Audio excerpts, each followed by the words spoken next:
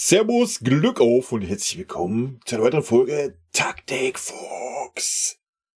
Ja, Leute, meine Aufstellung für das Spiel zu Hause gegen Bayern 04 Leverkusen, das Spitzenspiel der Bundesliga. Yeah! Und ja, man kann einen Spieler einfach wieder wegnehmen, indem man hier hinten wieder draufklickt. Ist hier auch komplett logisch. Man muss halt manchmal ein bisschen mitdenken. Also, Ulle im Tor. Ist klar, oder? Und ich denke, Harry Kane vorne auf der 9. Ist klar. So, der nächste, der leider klar ist. Weil ohne Konkurrenz. Mats Rui. Ist klar. Davis. Auch ohne Konkurrenz. Auch der ist klar.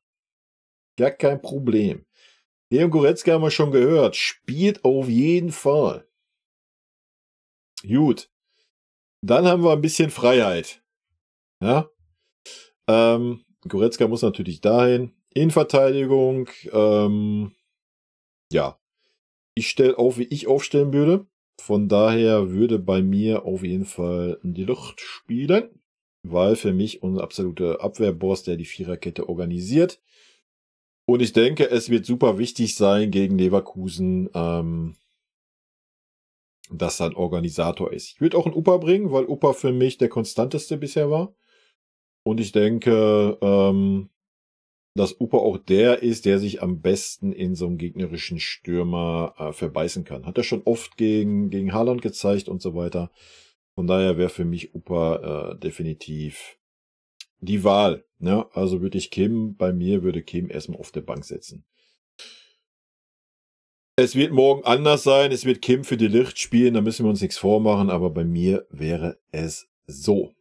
Gut. Kimmich wissen wir nicht. Kimmich ist ja angeschlagen. Ich gehe davon aus, dass er morgen neben Leon auflaufen wird. Bei mir läuft da ein Leimer auf. Punkt. Goretzka-Leimer ist ja immer eine Kombo, die ich auch gerne mal sehen würde. Wie die so harmonieren, haben wir ja leider noch nicht gesehen. Ja, will ich als Doppel-6 stellen, oder als Doppel-8 sind beides keine Sechser, müssen wir uns nichts vormachen. Ich denke aber, es wird morgen gegen Leverkusen auch wichtig sein. Deswegen würde ich auch einen Leimer eigentlich einen Tacken nach vorstellen. Leon eher ein bisschen defensiver. Dass wir Bälle erobern, bevor sie in den Raum kommen, wo wir die Lücken haben, was die Sechserposition ist. Und da sehe ich so einen Leimer eigentlich als Achter am besten geeignet, weil er einfach pusht, ja, weil er sich reinbeißt, weil er reinpresst wie eine Maschine. Deswegen wäre für mich ein Leimer morgen auf der 8 auf jeden Fall gesetzt. Selbst wenn ein Kimmich spielen können sollte, würde ich einen Leimer mit einem Kimmich aufstellen. Mit einem Goretzka erstmal außen vor lassen. Ansonsten würde ich einen Leon halt bringen, wenn Leon sich damit anfreunden kann, dass er den defensiven Part übernimmt morgen. Ja. Müsste man halt vorher klar abklären. Ich denke, das wäre ein super wichtiger Schachzug. Es bringt nichts, wenn du da diese Kimmich-Goretzka-Kombo stehen hast. Die beide keine Pressing-Wunder sind. Auf der anderen Seite kommt es natürlich darauf an, wie Tuchel spielen lassen möchte. Wenn Tuchel spielen lassen möchte, dass wir uns super tief zurückziehen und irgendwie eher auf Konter spielen, im eigenen Stadion wäre das ein Trauerspiel, sage ich euch auch ganz ehrlich. Dann kannst du natürlich Kimmich-Goretzka bringen. Obwohl beide jetzt auch nicht die super schnellen Umschaltspieler sind, ob jetzt durch einen schnellen Pass oder durch mal raumgreifende Schritte. Obwohl Leon das schon kann, wenn er Platz hat. Ja, na klar. Schwierig. Bei mir wäre die Aufstellung so. Selbst wenn Kimmich fit ist, setzt ein Kimmich halt auf die Bank. Tut ihm auch mal gut, dass er mal auf den Boden der Tatsachen kommt. Hat er ja bei der Nationalmannschaft gesehen, wie das ist. Und dann kann er sich da gleich ein bisschen eingewöhnen. Gut. Ansonsten, ich würde Musiala bringen. Wir haben gehört, dass Musiala 2 Tage jetzt gut trainiert hat, wenn auch 2 Tage ein bisschen wenig ist und er wahrscheinlich nicht 90 Minuten spielen kann. Nichtsdestotrotz würde ich ihn bringen die erste Halbzeit und dann zur zweiten Halbzeit kann man da immer noch umstellen. Aber ich denke, gerade am Anfang sollte es jetzt Rambazamba geben. Gut, ansonsten natürlich unseren formstärksten aktuellen Offensivspieler, Leroy Sané, würde ich bringen, aber auf links. Und ich würde einen Coman bringen auf rechts. Einfach, dass wir dann auch mal die Möglichkeiten der Flanke nutzen.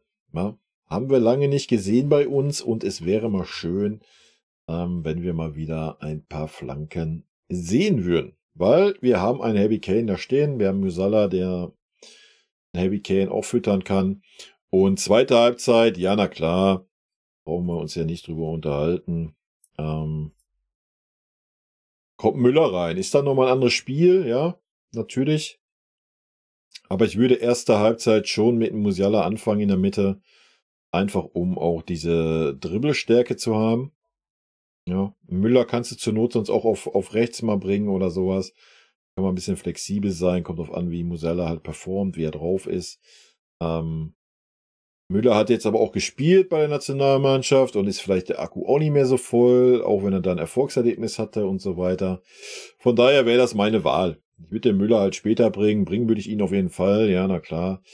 Und natürlich könnte man hier dann natürlich auch unsere andere Offensivoption nach hinten machen, ist der Gnabry, den man natürlich auch bringen kann. Wenn Coman nicht gut sein sollte, kann man ihn auch schon zur Halbzeit bringen, gar kein Problem. Ja, da muss man nicht immer die Samthandschuhe anziehen. Wenn Coman gut performt, ja, dann bringt man Gnabry vielleicht zur 60., 70. Hängt ja auch immer dann vom Spielverlauf ab, ja, wie es steht und so weiter und so fort. Da müssen wir ja nicht drum herum reden, ne? Ansonsten hinten, ja, Upa war auch ein bisschen angeschlagen. Kann natürlich auch sein, dass ein Upa gar nicht kann. Ja, dann spielt er natürlich ein Kim. Dann haben wir keine Wahl, ist ja logisch. Habe ich auch keine Bedenken, dass ein Kim das gut macht. Auch wenn er die letzten Spiele viele Fehlpässe hatte. Aber es muss ein De Ligt endlich in die Viererkette rein. Ja? Punkt. Er muss rein. Man sieht das ganz klar, dass unsere Viererkette ohne Führung ist. Und generell der Abwehrverbund ohne Führung ist, meiner Meinung nach. Hat man daran gesehen, wo ein Leimer als Rechtsverteidiger, habe ich schon im letzten Talk gesagt, auf einmal auf dem Platz war, dass er dann die Viererkette gecoacht hat. Ja, schwierig. Ja.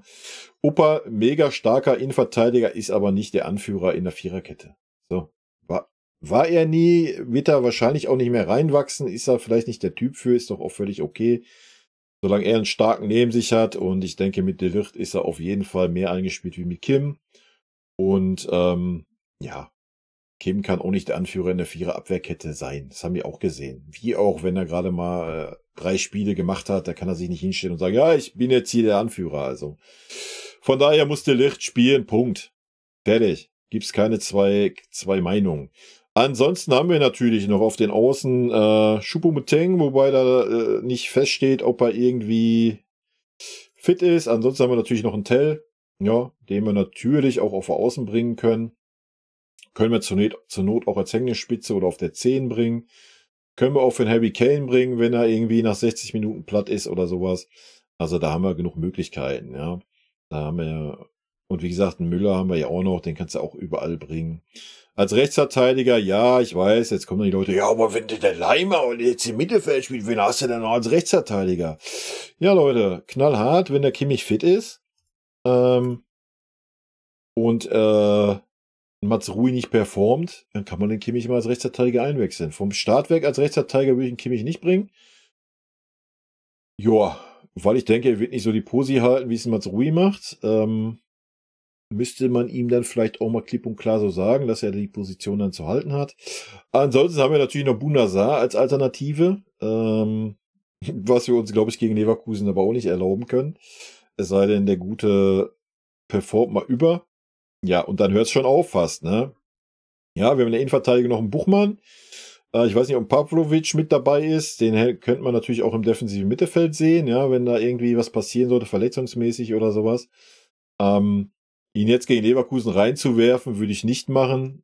Ich denke da so ans Spiel gegen Bochum. Dann könnte man so einen Pavlovic vielleicht auch mal reinwerfen. Wenn die anderen Jungs alle 3 Tage ein Spiel hatten, warum denn nicht? Warum nicht? Einfach mal rein, die Jungs. Ja, das wäre auf jeden Fall meine Aufstellung gegen Bayer Leverkusen. Sehr wahrscheinlich wird sie nicht so kommen, habe ich schon gesagt. Sehr wahrscheinlich wird ein Kim hier stehen und De Ligt auf der Bank sitzen.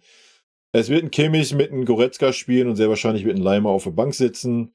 Ja, und ob ein Coman starten wird, sehr wahrscheinlich wird ein Sané wieder auf rechts starten und, weiß ich nicht, Coman oder Gnabry über links.